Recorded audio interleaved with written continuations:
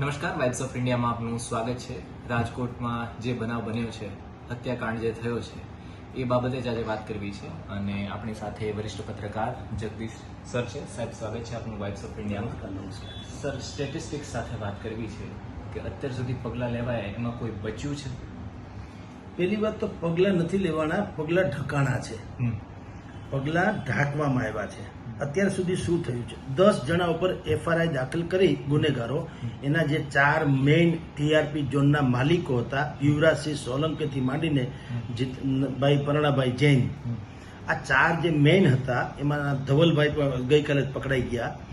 એક તો એ અને બાકીના કર્મચારી સહિત 10 ઉપર એફઆરઆઈ થઈ છે, એની ધરપકડ થઈ છે, કોર્ટમાં રજૂ કર્યા, 14 દિવસના જામીન મળ્યા છે, 14 દિવસના રિમાન્ડ માંગ્યા છે અને મળ્યા છે। સવાલ એ છે, ત્યાર પછી રાજ્ય સરકારે જ્યારે કે ખબર પડી કે આખા રાજકોટમાં આનો આક્રોશ છે, કારણ કે 28 બાળકો ઓન રેકોર્ડ કહું છું, 28 જણા અત્યારે એમાં ઓફ થઈ ગયા છે અને બીજા કેટલાક મિસિંગ છે। મિસિંગ છે એ પણ સરકારની બુદ્ધિપૂર્વકની ચાલ છે। મિસિંગ એટલે કોઈ ત્યાં ચોરી કરવા નથી ગયા એટલે ભાગીને વયા જાય, એ રમવા જ ગયા હતા, નિર્દોષ હતા। તો ધારો કે એ મિસિંગમાં હું હોઉં, બે ઘડી માની લ્યો હું હોઉં ને હું જો બચી ગયો હોઉં, મિસિંગ એટલે કે નથી મેર્યા તે એમ સરકાર બતાવે છે કે મિસિંગ છે એટલે કે મેર્યા નથી એમ કે છે। ભગવાન કરે ને સરકાર સાચી પડે, કોઈ ન મરે તો વધુ સારું, પણ હજી સુધી નથી મળ્યા અને બે ઘડી માની લ્યો કે મિસિંગમાં હું હોઉં તો હું મારા પરિવારને મળવાની કોશિશ ન કરું, એટલે મિસિંગનો કોઈ આપણે સમજી શકીએ છીએ। મિસિંગ સરકારની આ જ પ્રોબ્લેમ છે કે જે સનાતન સત્ય છે ઢાંક પીછાડા સિવાય કંઈ કરતી નથી। બીજું, આ જે લોકોને પકડ્યા, જેની ધરપકડ કરી, જેની સામે ગુનો નોંધાણો, એ તો રૂટીન પ્રોસેસ છે। મારું કૂતરું ખોવાઈ ગયું ને તમારી પર ફરિયાદ કરું તો તમારી ધરપકડ થાય ને મારા કૂતરાને ગોતવામાં આવે, એમાં કઈ નવીન વાત તો છે જ નહીં। તો ગૃહમંત્રીથી માંડીને મુખ્યમંત્રી સુધીના અહીંયા આવવાની જરૂર શું છે? એનો ખર્ચો છે, એના કરતાં એ પૈસા મૃતકોને આપ્યા હોત તો બધું, કારણ કે એ આવ્યા હોય ફ્લાઇટમાં, ચાર્ટર્ડ હેલિકોપ્ટરમાં, હેલિકોપ્ટરના ઈંધણનું ભાડું શું થાય? કમસે કમ એ બે લોકો અહીંયા આવ્યા અને અહીંયા એની જે આગતા સ્વાગતા થઈને અહીંથી પાછા ગયા, એનો ખર્ચો 5-10 લાખ રૂપિયાનો થયો હશે। એ 10 લાખ રૂપિયા કદાચ આ 4-4 લાખ રૂપિયા અત્યારે આપ્યા, એના કરતાં 6-6 લાખ કે 10-10 લાખ રૂપિયા આપ્યા હોત તો તમારે અમસ્તી ક્યાં ખીચામાંથી દેવા છે? તમે હરામના પૈસા તો આપી લોકો એકાદ કમાણા જ છે।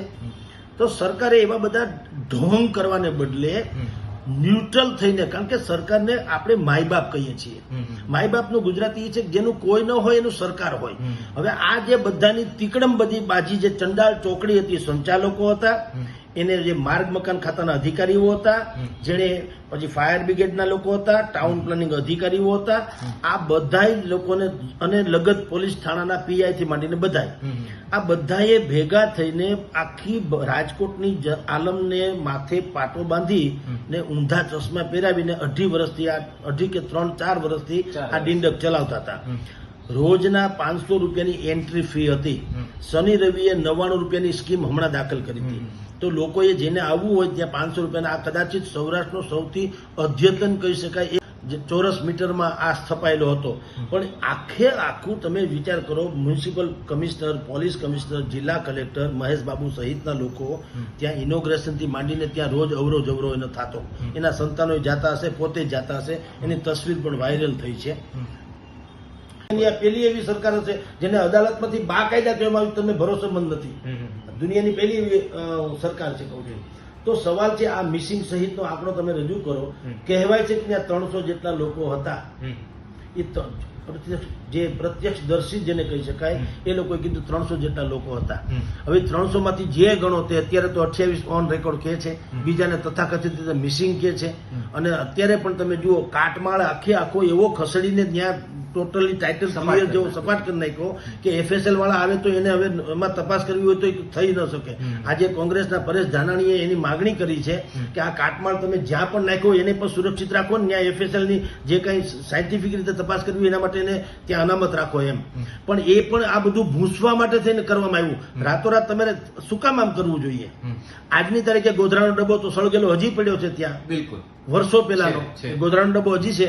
એનો અર્થ એમ છે કે તમારે ભવિષ્યમાં કઈ તપાસ કરવી તો કરી શકો છો, આને કેમ ભાઈ રાતોરાત તમે ખસેડી લીધું જેસીબી મૂકીને? કારણ કે તમારે તમારા પાપના પોટલા છે ને એ સંતાડવાના હતા। અમારા છોકરા જે પોટલામાં આવી જાય તમે અમને સોંપી દીધા, પણ તમારા પાપના પોટલા જે હજી ત્યાં પડ્યા છે એને બધાને ઢાકો ડુંબો કરવો તો એટલે તમે સપાટ કરાવી દીધું છે. આ પણ એક ઉઘાડું ભયંકર ષડયંત્ર છે અને બધાએ જોયું છે. કોઈએ એમાં એમ ન કીધું કે આ તમે કયા અધિકારથી આમ કરી શકો છો. હવે એ સાફ સફાઈ થઈ ગઈ, જ્યાં પણ જે કાળું ધોળું હશે તો રામ જાણે શું થશે. એટલે એક સવાલ એ છે કે મૃતાંક ભયંકર હોઈ શકે. અત્યારે જે છે એ કદાચ હોય એના ત્રીજા ભાગનો બતાવવામાં આવ્યો એવું બની શકે. પણ આપણે ઈશ્વરને પ્રાર્થના કરી કે 28 જ રહે. આમ તો એક પણ ન મળવો જોઈએ, પણ માની લો કે જે કમસે કમ હતભાગી થયા જ છે, જેની સંખ્યા 28 થી એક પણ ન વધે. કારણ કે આપણી કોઈની સ્વાભાવિક છે, કોઈ બચી જાય તો એનાથી રૂડું શું હોય. પણ અત્યારે સરકાર જે છે એને નથી બચાવી રહી. પાપી લોકોને બચાવવામાં પડી છે, પોતાની ચામડી બચાવવામાં પડી છે, અને સરકાર પણ એને છાવરી રહી છે. જે રીતે તંત્રએ આ પાપી લોકોને છાવર્યા, એવી રીતે સરકાર હવે આ બધા જ લોકોને અધિકારીઓને છાવરી રહી છે. એની બદલી કરી, મ્યુનિસિપલ કમિશનરની બદલી કરી, પોલીસ કમિશનરની બદલી કરી, બીજા 2-4 અધિકારીઓ માર્ગ મકાનથી માંડીને ટાઉન પ્લાનર બદલી. અરે વોટ નોનસેન્સ છે. બદલી કરવાથી એની વૃત્તિ થોડી બદલાઈ જવાની. હું આ શર્ટ પહેરું, કાલે હું અહીંયા ધાબળો ઓઢી લઉં એટલે હું મટી જાઉં? એ મારામાં જે છે એ તો હું તો છું જ. સારો હું કે ખરાબ હું, બદલીનો અર્થ શું છે? એનો ઋતબો ખરાબ નથી થવાનો, એની કેરિયરમાં કંઈ નુકસાન નથી થવાનું, એનો પગાર 1 રૂપિયાનો ઘટવાનો નથી. એને ત્યાં અહીંયા જેટલી બાદશાહત ભોગવતી, જે બદલીના સ્થળે ગયા ત્યાં એ બાદશાહત ભોગવશે. બલકે હવે તો વધુ એ લોકો ખરાબ થશે. કારણ કે પેલા તો આબરૂ તો આમ તો બધાને ખબર જ છે, પણ બે આમ બાધી મુઠ્ઠી લાખની હતી કમસે કમ. લોકો એને માનતા હતા કે પોલીસ કમિશનર છે, ફલાણા છે. હવે ખબર પડી કે આ હરામીની કમાણીમાં એનો ક્યાંક રોલ છે, એટલે તો એની બદલી થઈ છે. તો એ હવે ટૂંકમાં બદનામ તો થઈ ગયા છે. હવે બદનામ થઈ ગયા એટલે હવે એને કઈ કાળું ધોળું કરવામાં છોછે છે નો. તમે આમ જાણો છો કે રેડ લાઇટ એરિયામાં કોઈને શરમ આવે? તમે ત્યાં ભેગા જ થયા છો આ રીતે, એમાં શરમાનો ક્યાં પ્રશ્ન છે? આ બધા હવે રેડ લાઇટ વિસ્તાર વાળા થઈ ગયા કે નામ તો બદનામ થઈ ગયું છે, તો હવે ખુલ્લે આમ કરો. જે હમસ્તે ઢાંકડું હવે ખુલ્લે આમ કરો. એટલે બદલી એ પણ કોઈ પણ પ્રકારનો ઉકેલ નથી. રાજકોટની 18 લાખની વસ્તી અને 18 વરણની જનતા એક જ માગણી કરે છે કે આ પાપી લોકોના નામ FIR માં દર્જ કરો, એના ચટ્ટાપટ્ટા ઉતારી લ્યો, એને જેલ ભેગા કરો. અને વકીલ મંડળ જે રાજકોટનું છે એને એમ કહેવામાં આવે તમે બધા એવા વકીલોને ભેગા કરો કે આનો કેસ લડીને એવું જડબે સલાહ પુરાવા થાય કે જે પાપી છે ને ભયંકર સજા થાય. અને એમાં ફરિયાદી અત્યારે કોણ બન્યું છે? પોલીસનું તંત્ર જ ફરિયાદી છે. હવે ઘરના ભૂવા અને ઘરના દાખલા. આમાં એક બહુ મોટી વાત કરવા જેવી છે. જેટલા લોકોના સંતાનોથી માંડીને સ્વજનો જે ગુમાવ્યા છે એ બધાનું એક મીટિંગ કરવી જોઈએ ને ફરિયાદી એણે બનવું જોઈએ. એ ફરિયાદી બને અને આ બધા પાપી લોકોને સામે FIR દાખલ કરાવડાવે. આની વ્યવસ્થા થાય તો આખા રાજકોટનો જે પ્રકરણ છે એ ધડારૂપ બને અને ભવિષ્યમાં આવી ઘટના બનતી અટકે. બિલકુલ. અને સુરત, એના પછી અમદાવાદ, એના પછી વડોદરા, એના પછી મોરબી અને એના પછી હવે રાજકોટ પછી બીજું કંઈ ન બને એના માટેની જો હવે કડક કાર્યવાહી કરવામાં આવશે તો બરોબર છે. Thank you so much sir, આપે સમય આપ્યો. Thank you very much. Okay, 1660 ચોરસ મીટરમાં ઊભો કર્યો 3-4 વર્ષથી ને એની અંદર રેસિંગ કારથી માંડી અનેક પ્રકારની સુવિધાઓ હતી. બાળકો આવતા હતા, 500 રૂપિયા ફી હતી. એની કમાણી કેટલી હશે કે એનો મેનેજરનો પગાર 1 લાખ રૂપિયા છે. તમે કલ્પના કરો તો માલિકની કમાણી કેટલી હશે. અને 4 માલિક છે ઓન રેકોર્ડ. અંદર ખાને તો એવું કહેવાય છે કે આ જે ગેમ ઝોન છે એના તથાકથિત માલિકો જે રેકોર્ડ ઉપર છે એ પણ મોહરું છે.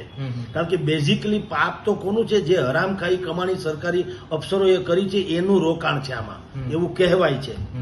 ખેર, હવે આ મેનેજરનો જો લાખ રૂપિયા પગાર હોય તો આવક શું હોય તમે સમજી જ શકો છો. મહિનો થતા શું વાર લાગે? એટલી ધીંગી આવક આમાં હતી. અને આ જે અધિકારીઓ બધા મેં તમને કીધું તેમ કે પરમેનન્ટ સ્ટ્રક્ચર તમારે કરવું હોય તો તમારે માર્ગ મકાન ખાતા પાસેથી સર્ટિફિકેટ લેવું પડે, મંજૂરી એપ્લિકેશન કરીને. ફાયર બ્રિગેડ વાળાની પાસે તમારે NOC લેવું પડે, તમારે ત્યાં સલામતીના પૂરતી વ્યવસ્થા છે. આ બધા અધિકારીઓ, હું તમને કહું, નેતા ત્યાં જાય શુભેચ્છા મુલાકાતે, એને બુદ્ધિ ન હોય, સમજી શકાય તો એ ટેકનિકલી ન પૂછે. મારા તમારા જેવા પણ કદાચ ત્યાં ગયા હોય તો શુભેચ્છા મુલાકાત, ભાઈ એક નવો ધંધો શરૂ કર્યો છે, આપણે ફૂલનો બુકે આપીને આવતા રહીએ. પણ આ collector, commissioner, DCP, police commissioner, આ બધા લોકો તો કાયદાના રખેવાળો ગણાય ને. પગારે લે છે, ભણેલા ગણેલા છે, ચોરી કરીને તો આવ્યા નથી. હવે એ લોકોનું ધ્યાન એમ કેમ ન ગયું કે ભાઈ તમે અમને જ્યાં અહીંયા બોલાવો છો અને અમારી તસવીર વાયરલ કરો છો તો આ તમારો જે આખો ગેમ ઝોન છે એ પબ્લિક પ્લેસ છે, તમારે પોતીકી કોઈ પેઢી નથી, તમારું ઘર નથી, ઘરમાં તમે કઈ વ્યવસ્થા ન રાખો તો તમારી મરજી, આ તો પબ્લિક પ્લેસ છે ને એમાં લોકો આવવાના છે, તો લોકો ખાસ કરીને બાળકો, તો તમારી પાસે મને તમે એક બતાવો ફાયરની પહેલા તો સુવિધા શું છે, નંબર 2 ફર્સ્ટ એડની કોઈ વ્યવસ્થા છે, બાળકો ઝઘડે પણ ખરા, પડે પણ ખરા ક્યાંકથી રાઇડ્સમાંથી નાની ને મોટી, તો બાળક હોતા હે, તો એના માટે તમારી પાસે ફર્સ્ટ એડની કોઈ વ્યવસ્થા છે કે કેમ? તમારી પાસે પેરામેડિકલ સ્ટાફ જવા દો, પેરામેડિકલ સ્ટાફ છે કે માની લો કે કોઈ છોકરાને પગ મચકોડાઈ ગયો, હાથ મચકોડાઈ ગયો, ઇમિડિયેટલી એને થોડી સારવાર મળી જાય એવી કોઈ વ્યવસ્થા, કોઈને ચક્કર આવી ગયા, ઉલટી આવી ગઈ, કોઈને કાંઈ થયું તો તમારી પાસે નાની મોટી ટેબ્લેટ આપીને પાણી પાઈને સાતા આપી શકે પેરામેડિકલ સ્ટાફ છે, એને તપાસ તો કરવી જોઈએ ને. કોરોના પછી બધાના હાર્ટ ફેલ થવા માંડ્યા છે, નાના મોટા સૌના, તો કેવું જોઈએ ને કોઈ આમ પ્રેશર કરી શકે એવો તાલીમબદ્ધ, કહું છું તમે હું માનવતાના નજરે કરી જુદી વાત છે, પણ તાલીમબદ્ધ કોઈ માણસ સીપીઆરએમ કે જે સીપીઆર કે જે કહેવાય છે એવું આપી શકે એવો કોઈ માણસ છે ખરો? આ બધી જ તમે તપાસ તો કઈ કરી નથી. તમે રોજની આટલી આવક આવો, તમે ટેક્સ ભરો છો, તો આ બધું તમે કેમ ચલાવ્યું ધુપ્પલ અધિકારીઓએ? સવાલ તો એ છે સૌથી પહેલા ગુનેગાર એ લોકો છે, સૌથી પહેલા એફઆરઆઈ એના નામે થવી જોઈએ, એના પટ્ટા બકલ ઉતરી જવા જોઈએ, એને જેટલા પગાર બગાર એનો જે જમા હોય એમાંથી આમાં આ લોકોને અત્યારે પૈસા ચૂકવતી વખતે 4-4 લાખ જે સરકારે ફાળવ્યા છે, સરકાર એટલે કે ભૂપેન્દ્રભાઈ એના ખીચામાંથી નથી આપ્યા, એ ગુજરાતની પ્રજાના પૈસા છે, અને 4 લાખની 4 કરોડ ભલે આપે, એ તો હતભાગી લોકોને આપવા જ જોઈએ. 4 કરોડ હું તો કહું, આમ તમે જુઓ તો માણસની કોઈ કિંમત ન હોઈ શકે, અણમોલ છે, જેને ગુમાવ્યા ને ખબર પડે. કેટલાકનો વંશ નિર્વંશ થઈ ગયો, એકનો એક દીકરો હતો એ ઓફ થઈ ગયો, તમે વિચાર કરો એની તો પેઢી નાબૂદ થઈ ગઈ. 4 બહેનનો એકનો એક ભાઈ હતો, તમે વિચાર કરો એની પરિસ્થિતિ શું થઈ ગયું. અને એક ભાઈ હોય કે 4 ભાઈ હોય, સંતાન કોને વાલા નથી હોતા, અને ભૂંડડાને એના છોકરા વાલા હોય છે, નાગણીને એના જે ચાપોલિયા વાલા હોય છે. આ તો માણસ છે, દુનિયાનો સર્વશ્રેષ્ઠ અવતાર છે, જેટલી જીવંત યોની છે એમાં મનુષ્યથી ઉત્તમ કોઈ યોની નથી. હવે એમાં તમને જયારે આવ્યું ને તમારા આવો ફૂરડા જેવા છોકરા આવી રીતે રીંગણાના ઓળાની જેમ શેકાઈ જાય તો ધૂળ પડી તમારી સરકારમાં, ધૂળ પડ્યા તમારા તંત્ર વાહકોમાં. સર, હેડલાઇન પાસે ઇન્ટરનલ માહિતી શું છે? કારણ કે સર એક રીતના જોવા જાય તો વાત એવી રીતના છે કે 80 જેટલા લોકો તો ત્યાં ખાલી આવેલા છે એ અલગથી, તો ટોટલ આંકડો સર વધારે હોઈ શકે છે 28 થી. જી હું આપને કહું, જે વાત આવેલી છે અખબારોમાં પણ 78 લોકોને તો ત્યાં એન્ટ્રી બાકાયદા ફોર્મ ભરીને આપવામાં આવી હતી. 78 45 જેટલો એનો અંદરનો સ્ટાફ હતો.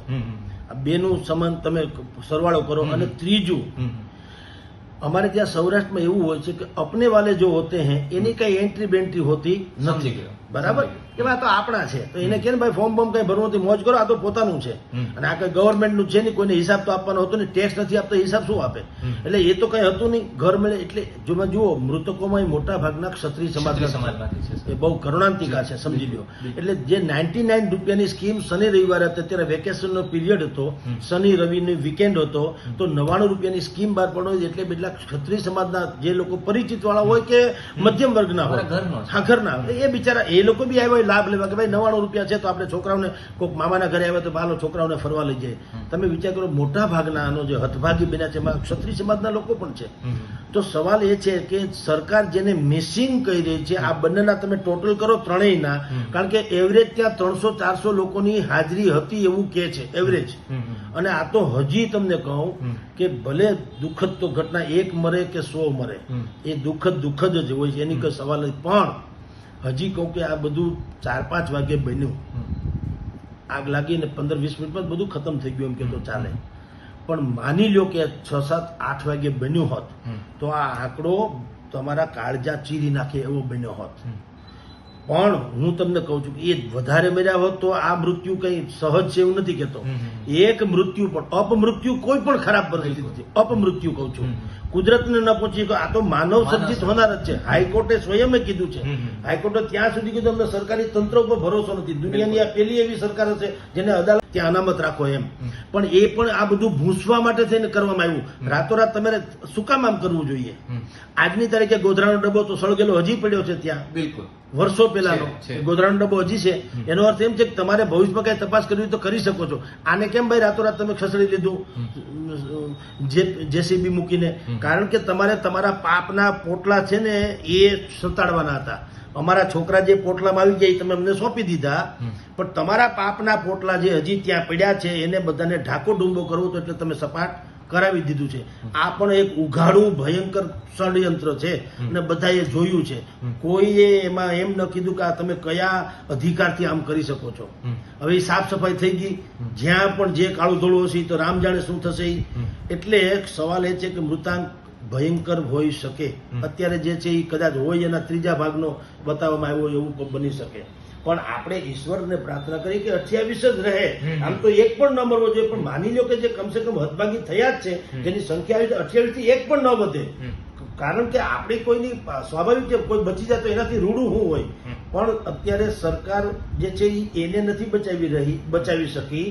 એ આ પાપી લોકોને બચાવવામાં પડી છે, પોતાની ચામડી બચાવવામાં પડી છે, અને સરકાર પણ એને છાવરી રહી છે. જે રીતે તંત્રએ આ પાપી લોકોને છાવર્યા, એવી રીતે સરકાર હવે આ બધા જ લોકોને અધિકારીઓને છાવરી રહી છે. એની બદલી કરી, મ્યુનિસિપલ કમિશનરની બદલી કરી, પોલીસ કમિશનરની બદલી કરી, બીજા 2-4 અધિકારીઓ માર્ગ મકાનથી માંડીને ટાઉન પ્લાનર બદલી. અરે વોટ નોનસેન્સ છે. બદલી કરવાથી એની વૃત્તિ થોડી બદલાઈ જવાની. હું આ શર્ટ પહેરું કાલે હું અહીંયા ધાબળો ઓઢી લઉં એટલે હું મટી જાઉં? એ મારામાં જે છે એ તો હું તો છું જ, સારો હું કે ખરાબ હું. બદલીનો અર્થ શું છે? એનો ઋતબો ખરાબ નથી થવાનો, એની કેરિયરમાં કંઈ નુકસાન નથી થવાનું, એનો પગાર 1 રૂપિયાનો ઘટવાનો નથી. એને ત્યાં અહીંયા જેટલી બાદશાહત ભોગવતી, જે બદલીના સ્થળે ગયા ત્યાં એ બાદશાહત ભોગવશે.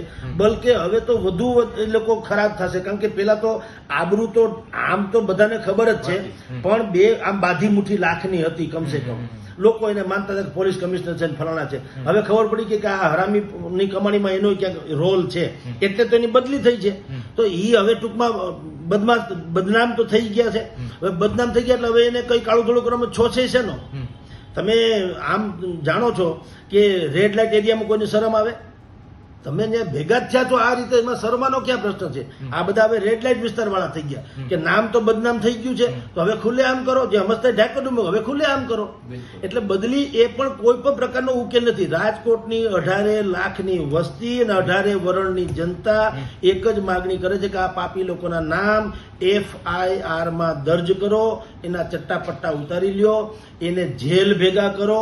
અને વકીલ મંડળ જે રાજકોટનું છે એને એમ કહેવામાં આવે તમે બધા એવા વકીલોને ભેગા કરો કે આનો કેસ લડીને એવું જડબે સલાહ પુરાવા થાય કે જે પાપી છે એને ભયંકર સજા થાય. અને એમાં ફરિયાદી અત્યારે કોણ બન્યું છે? પોલીસનું તંત્ર જ ફરિયાદી છે. હવે ઘરના ભૂવા અને ઘરના દાખલા. આમાં એક બહુ મોટી વાત કરવા જેવી છે. જેટલા લોકોના સંતાનોથી માંડીને સ્વજનો જે ગુમાવ્યા છે એ બધાનું એક મીટિંગ કરવી જોઈએ અને ફરિયાદી એણે બનવું જોઈએ. એ ફરિયાદી બને અને આ બધા પાપી લોકોને સામે FIR દાખલ કરાવડાવે. આની વ્યવસ્થા થાય તો આખા રાજકોટનો જે પ્રકરણ છે ધડારૂપ બને અને ભવિષ્યમાં આવી ઘટના બનતી અટકે. બિલકુલ. અને સુરત, એના પછી અમદાવાદ, એના પછી વડોદરા, એના પછી મોરબી અને એના પછી હવે રાજકોટ પછી બીજું કંઈ ન બને એના માટેની જો હવે કડક કાર્યવાહી કરવામાં આવશે તો બરોબર છે. Thank you so much sir, આપે સમય આપ્યો. Thank you very much. જો તમે પણ ટેટુ કરાવવાનું વિચારતા હોય તો ચિંતા ના કરો. તમારી મૂંઝવણનું એક જ સમાધાન, એટલે કે અમદાવાદનો best tattoo studio which is dragon tattoo studio, જ્યાં તમારી મનપસંદ ટેટુની સ્ટાઇલને અમારા એક્સપર્ટ્સ છે એ વધારે નિખારશે અને તમને પણ કહેવાનું મન થશે કે વાહ ક્યા બાત હૈ. અને હા, માત્ર ટેટુ જ નહીં, પણ તમે જો ટેટુ આર્ટિસ્ટ બનવા માંગતા હોય, ટેટુઝ કેવી રીતે થાય છે શીખવા માંગતા હોય, તો પણ ડ્રેગન ટેટુ સ્ટુડિયો એ તમારા માટે બની રહેશે બેસ્ટ.